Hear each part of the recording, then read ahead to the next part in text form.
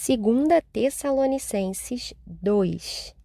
Irmãos, no que diz respeito à vinda de nosso Senhor Jesus Cristo e à nossa reunião com Ele, nós vos exortamos a que não vos demovais da vossa mente com facilidade, nem vos perturbeis, quer por espírito, quer por palavra, quer por epístola, como se procedesse de nós, supondo tenha chegado o dia do Senhor. Ninguém de nenhum modo vos engane, porque isto não acontecerá sem que primeiro venha a apostasia e seja revelado o homem da iniquidade, o filho da perdição, o qual se opõe e se levanta contra tudo que se chama Deus ou é objeto de culto, a ponto de assentar-se no santuário de Deus, ostentando-se como se fosse o próprio Deus. Não vos recordais de que ainda convosco eu costumava dizer-vos estas coisas?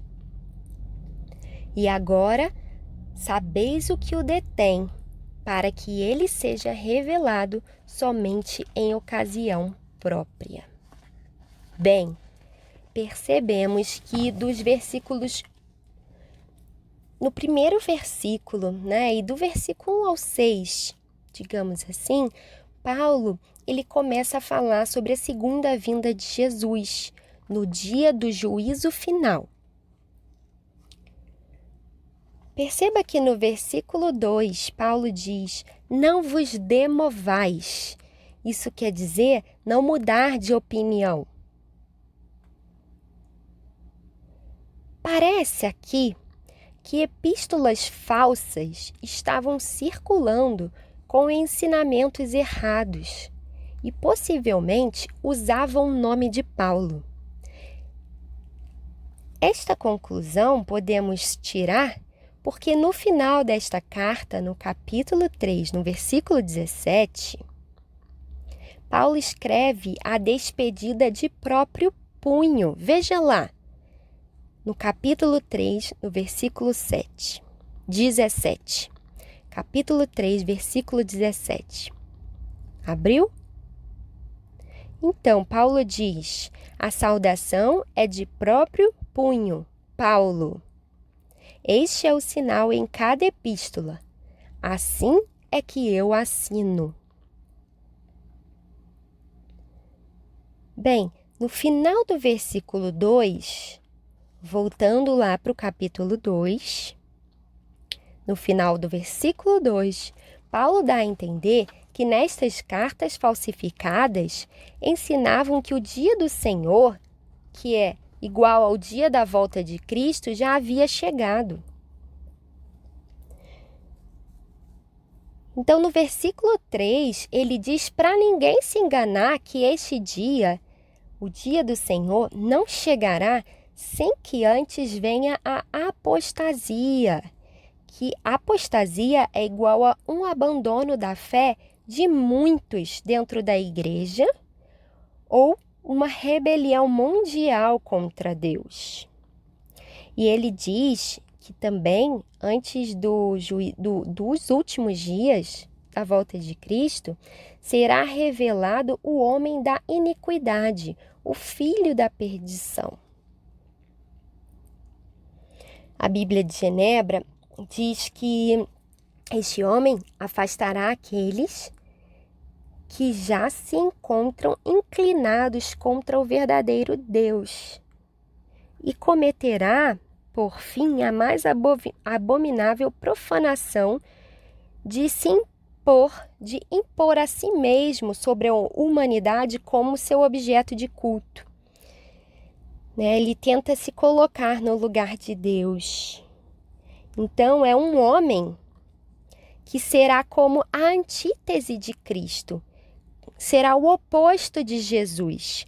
Por isso que João, lá no livro de 1 João, no capítulo 2, no versículo 18, chama esse homem de anticristo, por ser o oposto de Jesus Cristo. No versículo 4, Paulo descreve como é o anticristo. E dos versículos 5 ao 6, Paulo lembra seus ensinamentos para que os tessalonicenses não sejam enganados. Continuando, 2 Tessalonicenses, versículo 7.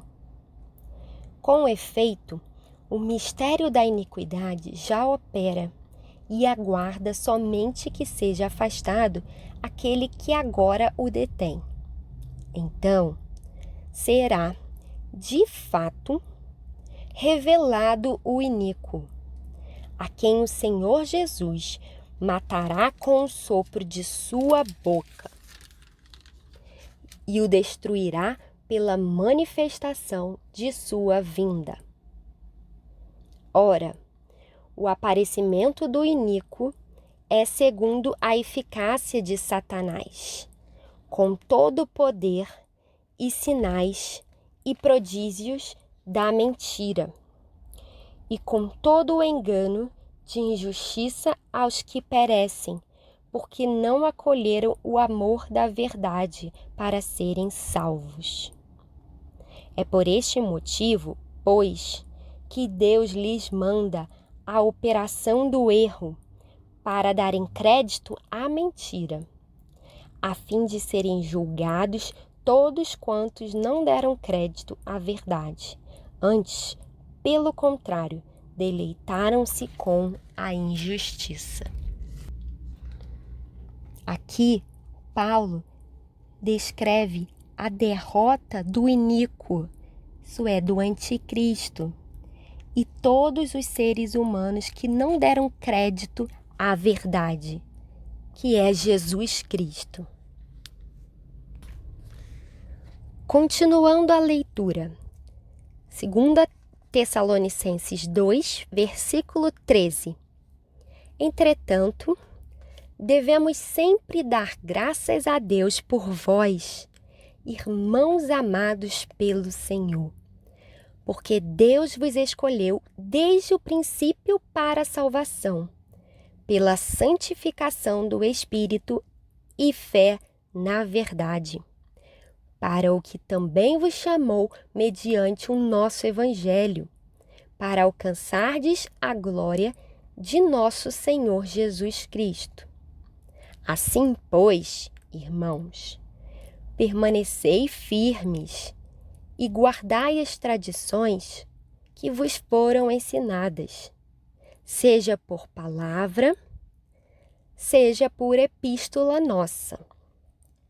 Ora, nosso Senhor Jesus Cristo mesmo e Deus, o nosso Pai, que nos amou e nos deu eterna consolação e boa esperança pela graça, consolem o vosso coração e vos confirmem em toda boa obra e boa palavra. Bem, meus irmãos, aqui nós vemos o contraste da ação de Deus para com os seus filhos, que no versículo 13 diz que os filhos são aqueles que Deus escolheu desde o princípio. Para que Deus escolheu? Para que Ele escolheu? No versículo 13, vemos que Ele escolheu seus filhos para salvação, bem diferente dos não filhos, que sofrerão com a ira de Deus eterna. E também podemos ver de que forma nós somos preparados para a salvação. Ele responde lá no versículo 13: pela santificação do Espírito Santo e pela fé na verdade. Então, lá no versículo 13, podemos ver, leia comigo, diz assim: porque Deus vos escolheu desde o princípio para a salvação, pela santificação do Espírito e fé na verdade. Fomos escolhidos para o quê? Para a salvação. E como nós somos preparados para a salvação? Através da santificação pelo Espírito que habita em nós e nos transforma, e através da fé na verdade. O próprio Deus abre os nossos olhos para crermos, para termos fé, diferente daqueles que fecharam suas mentes e se recusaram a acreditar. Veja, esse é o contraste. Lá dos versículos 10 a 12, mostram os que não são filhos, bem diferentes. No versículo 15,